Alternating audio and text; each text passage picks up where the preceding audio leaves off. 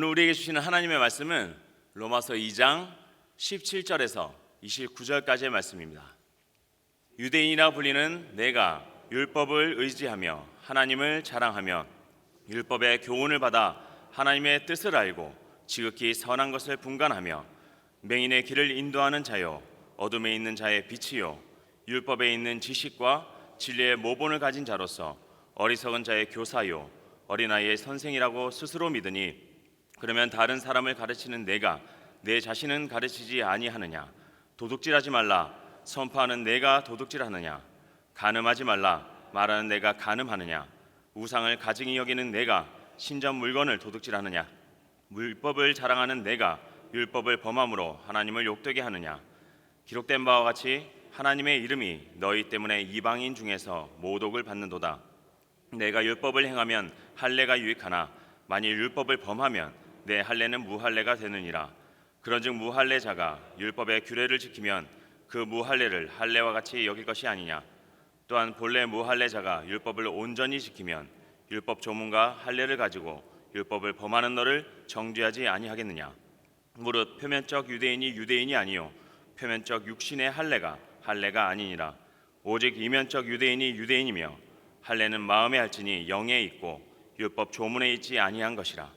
그 칭찬이 사람에게서가 아니요 다만 하나님에게서니라. 아멘.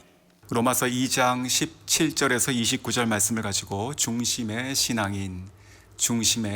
신앙인이란 제목으로 함께 은혜 나누겠습니다.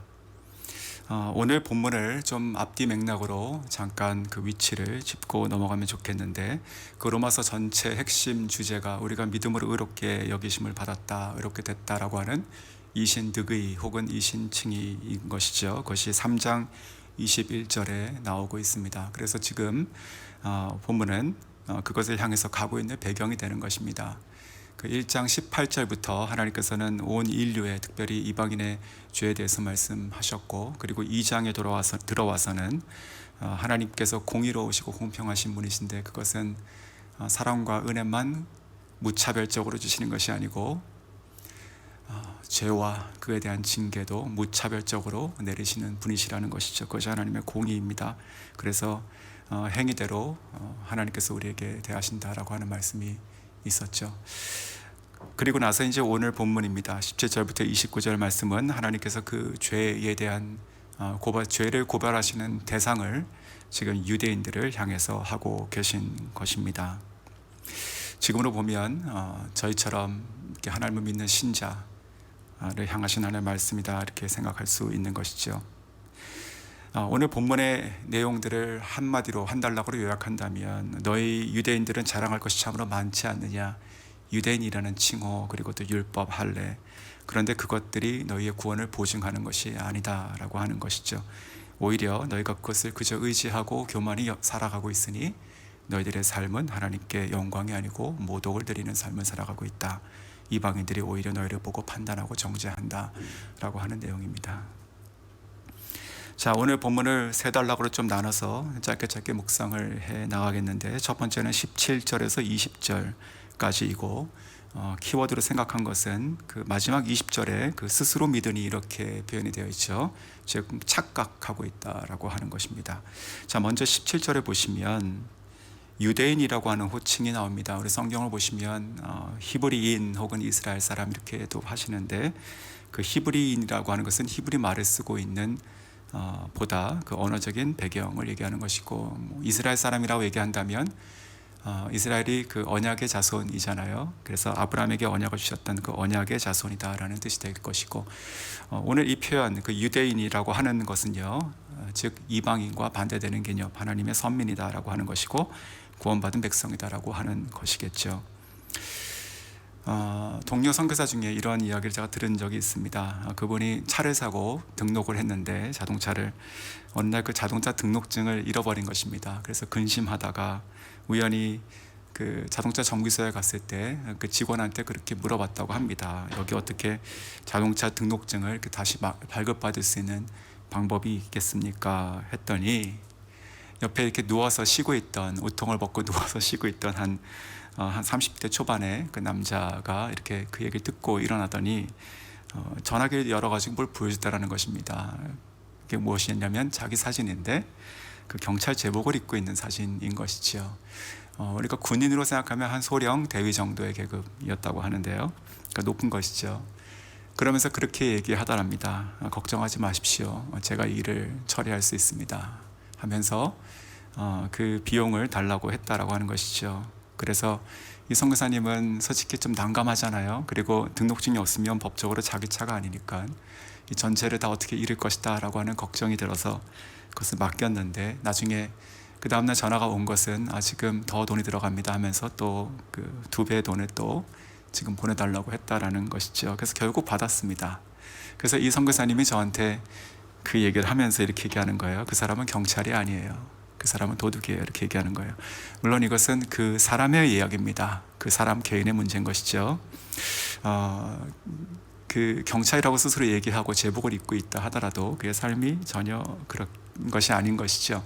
법과 질서를 지켜야 되는 것인데 정반대의 삶을 살고 있는 것인데, 오늘 본문의 내용들을 읽어보면 비슷한 그런 모습을 보게 되고 그것이 우리의 모습이다라고 하는 말씀입니다. 자, 그 유대인이라고 하는 칭호는 그것은 굉장히 영광스러운 것이고 그 특권이 있는 것이죠. 근데 책임도 있는 것입니다. 근데 그것을 충족하지 못했을 때 그 의미가 퇴색되는 것이죠. 그 17절에서 20절 성경 말씀 보시면, 그 영어 성경 대역을 보시면 앞 문장들이 if라고 하는 말로 이렇게 시작이 되는 것을 볼 수 있습니다. 반복적으로 3번. 그러니까 가정문입니다. 너희들이 그렇게 여기느냐, 스스로 여기느냐 라고 하고 있는 것이죠. 여기서 그 중에서 19절의 내용이 이렇게 써 있습니다. 소경의 길을 인도하는 자요, 어두움에 있는 자의 빛이요. 이것이 어쩌면 하나님께서 그들을 유대인이다라고 하는 선민으로 택하신 본 사명입니다. 그러니까 유대인이 예뻐서 택한 것이 아니라 그들을 통해서 소경의 길을 인도하게 하시고 또 어두움에 있는 자들에게 빛을 비추게 하시는, 즉 많은 사람을 옳은 대로 인도하라고 하신 것인데, 그렇게 살지 못하고 그저 나는 유대인이구나 라고 하는 그 이름에 의지하여 살아가고만 있으니 그 모습이 참 얼마나 안타깝고 또 어리석고 또 교만한가라고 하는 말씀입니다. 우리도 스스로 자랑할 것이 참 많은 것 같습니다. 신앙적인 면에서도. 하지만 그런 것에 스스로 빠져서 교만히 살아간다면 저희도 똑같을 것입니다. 자, 두 번째 단락입니다. 21절부터 24절까지인데 이 내용을 한마디로 얘기하면 유대인들의 실상에 대한 이야기고 또 처절한 실패의 모습을 그리고 있습니다. 3가지 말씀하시죠. 도둑질하지 말라 하면서 도둑질하고, 간음하지 말라 하면서 간음하고, 또 신사 물건을 훔치는구나, 가증하다 하면서, 자, 이렇게 언행 불일치에 대한 얘기하는 것입니다. 우리가 믿고 이야기하는 신앙과 삶이 전혀 다르게 되고 있다라는 것이죠. 21절을 보시면 이렇게 말씀하시죠. 그러면이라고 받는 것은 이제 20절까지 모든 내용들, 너희가 스스로 생각하고 믿고 있는 그 착각하는 내용들. 그러면 다른 사람을 가르치는 너가 너 자신을 가르치지 아니하느냐. 우리가 우리 자신에게 선생이 먼저 돼야 되는 것인데요, 그렇죠? 자, 뒤에 이렇게 이어집니다. 도둑질하지 말라 선포하는 내가 도둑질하느냐. 자, 선포하다라고 하는 것은 그 원어의 뜻이 공개적으로 말하고 가르쳤다라는 뜻입니다. 뭐 쉽게 얘기해서 제가 지금 설교를 하고 있잖아요. 이와 같이 아주 퍼블리컬리 공개적으로 얘기하는 것이죠. 마음속으로 그래야 되는데 못 그러는 것이 아니라 그렇게 살아야 된다라고 아주 그냥 대놓고 얘기하고 살아가고 있다는 것이죠. 근데 그렇지 않다라는 것입니다. 즉 도둑질하지 말라라고 얘기하면서 뒤돌아서 괜찮아 이렇게 얘기하는 것입니다. 그렇게 살아가는 것이에요. 조금 전에 예를 들었던 그 한 명의 경찰 공무원, 그 사례도 그렇게 되는 것이죠. 예수님께서 그 복음서에 말씀하시죠. 너희가 이것저것에 취하고도 하나님께 드림이 되었다라고, 즉 고르반이라고만 얘기하면 괜찮게 여기지 않느냐. 너희의 유전으로, 전통으로 하나님 말씀을 어기는구나 이렇게 말씀하시죠. 비슷한 맥락입니다. 지금 사도 바울이 20절에서 21절에서 24절에 얘기하고 있는, 드러내고 있는 그들의 실상, 실패의 모습들은요, 율법 조문보다 예수님께서 그것을 해석하신 그 가이드라인, 예수님께서 주신 그 가이드라인, 그 기준을 가지고 얘기하고 있다라고 생각하시면 될 것입니다. 그 22절에는 또 간음하지 말라 하는 말하는 너가 간음하느냐 이렇게 쓰여져 있습니다. 그 역시 예수님의 율법 해석을 염두한다면 사실 마태복음 5장에 그런 말씀이 나오죠. 마음의 정욕을 품고 바라보는 것만으로도 간음한 것이다. 누구든지 자유로울 수 있는 사람이 사실은 없을 것입니다. 제가 얼마 전에 그 영화를, 짧은 영화를 한 편 봤는데 좀 마음에 이렇게 남았어요. 그 한 11분짜리 독립 영화입니다. 유튜브에 올라와 있더라고요. 버스 44라고 쓰시면 되어 있는데 그 중국 영화입니다. 그 중국의 어느 시골에 그 버스 운전기사의 이야기인데 그 여자 버스 운전기사입니다. 어느 날 그 길가에서 강도 2인조가 그 버스에 타게 되고 승객의 돈을 다 뺏고 나서 내리더려는 차에 그 운전기사를 보고 음욕을 품죠. 그래서 그 운전기사를 강제로 끌고 나가서 그 성폭행을 하게 됩니다. 그런데 손님 중에 한 사람, 남자 한 사람이 가서 그들을 그 강도들과 싸우고 말리고 하죠. 하지만 흉기를 들고 있었던 강도들에게, 그리고 두 사람에게는 역부족이었습니다. 쉽게 제압을 당하고 좌절하게 되죠. 다른 승객들은요, 사실 그 안에 많은 승객들이 있었는데 그저 그것을 방관하고만 있었고 아무 행동을 하지 않습니다. 자, 그리고 그 강도가 떠나고 나서 그 여자 운전기사가 다시 버스로 돌아와서 올라오는데 거기서 가장 인상 깊었던 그 장면이 나오는데 그 여자 운전기사가 그 승객들을 쳐다보는 그 눈빛이요, 아무 말 없이 너희들은 다 똑같다라고 하는 그런 눈빛이요. 그러면서 그 자기를 도우려고 했던 그 한 남자가 버스에 이렇게 죄인처럼 고개를 푹 숙이고 타려고 하니까 그 여자 운전기사가 아주 차갑게 타지 못하게 가방을 던지며 당신 타지 못합니다 라고 하는 거예요. 그러더니 어떻게 됐을까요? 그 운전기사가 그 버스를 몰고 언덕으로 추락해서 다 죽었다라고 하는 실화를 바탕으로 한 11분짜리 영화입니다. 법적으로 그 범죄에 가담하지 않았죠. 모든 사람들이. 하지만 그 여자 운전수의 관점으로 보면 똑같은 사람들이었죠.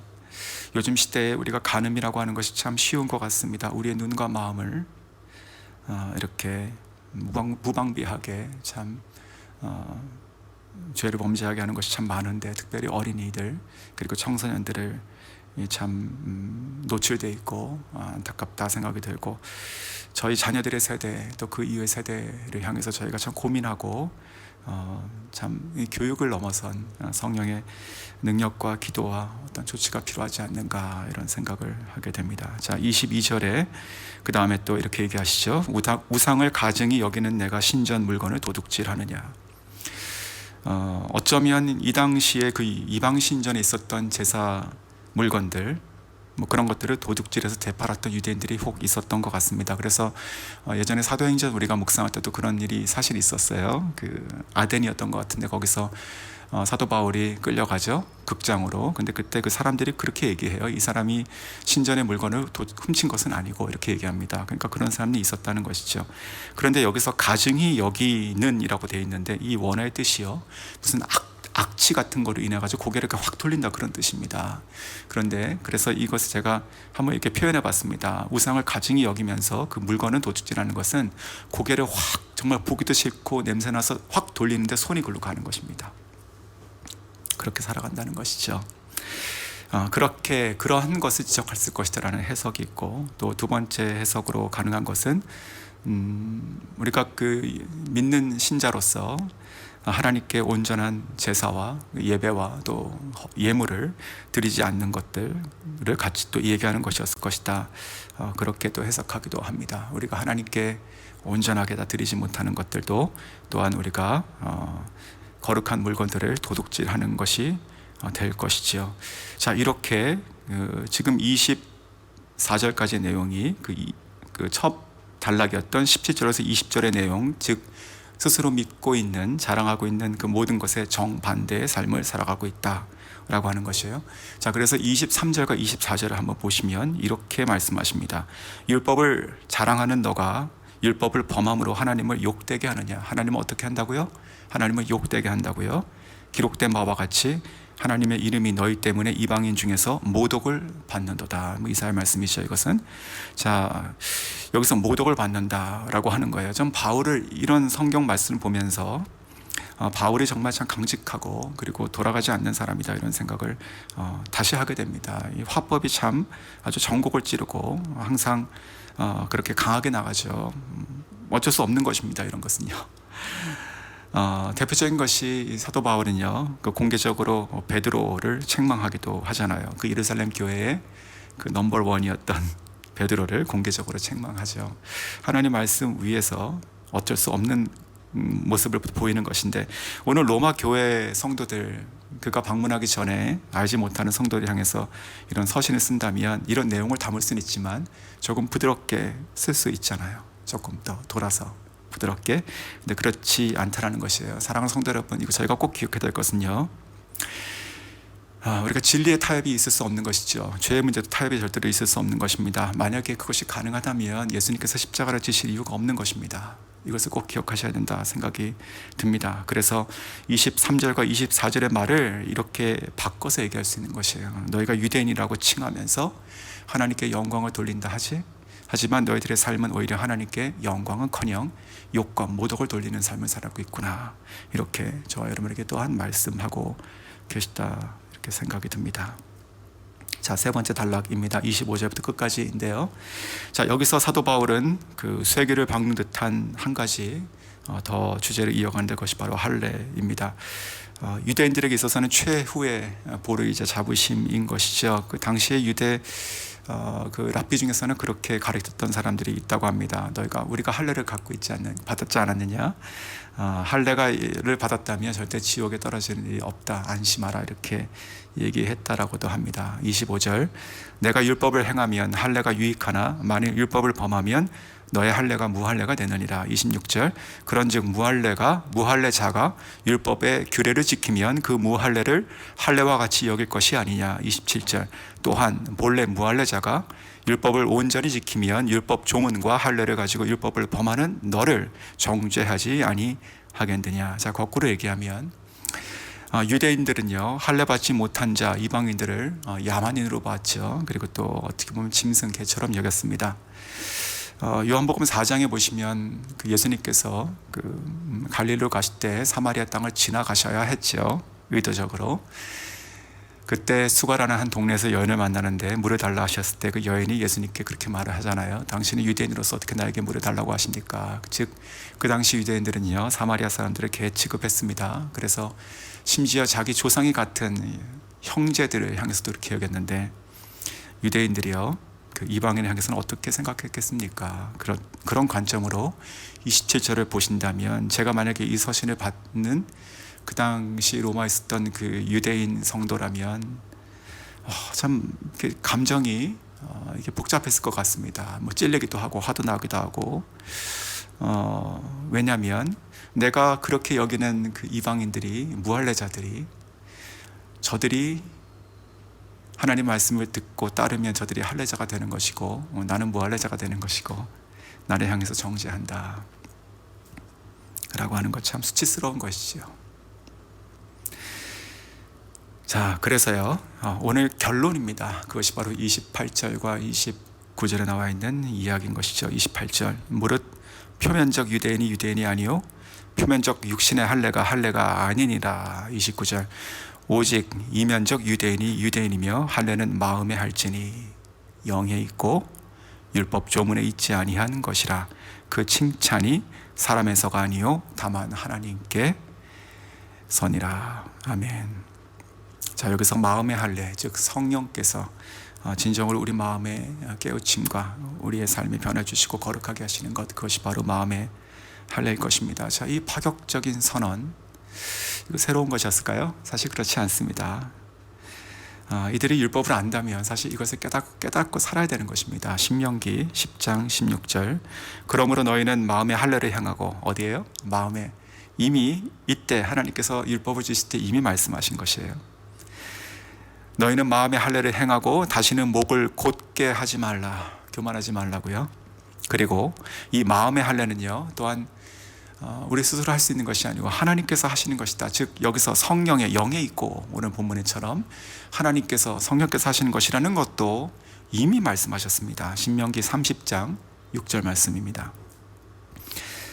내 하나님 여호와께서 내 마음과 내 자손의 마음에 할례를 베푸사. 누가 하신다고요? 우리 마음에 할례를 베푸시는 분은 우리의 하나님 여호와라는 것을 이미 말씀하셨죠. 저희가 얼마 전까지 묵상했던 예레미야서에도 그런 말씀이 나왔습니다. 4장 4절에요. 유다인과 예루살렘 주민들아, 너희는 스스로 할례를 행하여 너희 마음 가죽을 베어라. 마음 가죽을 베어라. 자, 즉 이 마음의 할례라고 하는 것은요, 그 사람의 노력과 율법에 의해서 되는 것이 절대 아닌 것이죠. 이것은 성령께서 내 안에 들어오시고 나의 죄와 허물의 마음들을 잘라내셔야 되는 것이죠. 그리고 말씀과 성령으로 나의 생각과 의지를 거룩하게 변화시켜 주셔야 되는 것이죠. 그래서 나는 이제 율법을 따라 사는 것이 아니고 생명과 성령의 법으로 살아가게 되는 것이죠. 그래서 나의 육신의 자랑, 사람의 칭찬이 아닌 하나님께 오는 칭찬을 받는 것이고, 하나님께 욕과 모독을 드리는 것이 아니고 영광을 돌리는 삶을 살아갈 수 있게 되는 것입니다. 말씀을 맺겠습니다. 유대인이라고 하는 호칭, 그리고 율법, 할례 이런 것들이 보증도 자랑도 될 수가 없습니다. 내가 쌓아온 것들, 내가 크리스찬으로서 내가 신앙생활로 쌓아온 많은 것들이 있지요. 그런 것들을 경계해야 됩니다. 그런 것 자체를 의지하고 살아갈 수 없는 것입니다. 오늘 이 말씀은 나에게 하시는 말씀으로 여기고 우리가 우리 자신이 돌아봐야 될 것입니다. 오직 성령으로 주님께서 오늘도 우리의 마음을 새롭게 변화시켜 주셔서 우리가 주님께 영광을 돌릴 수 있는 삶을 살아가야 될 것입니다. 껍데기 신앙인이 아닌 속사람이 신앙인이 될 것이고, 중심의 신앙인으로 거듭나시는 저 여러분 다 될 수 있기를 주님의 이름으로 축원합니다.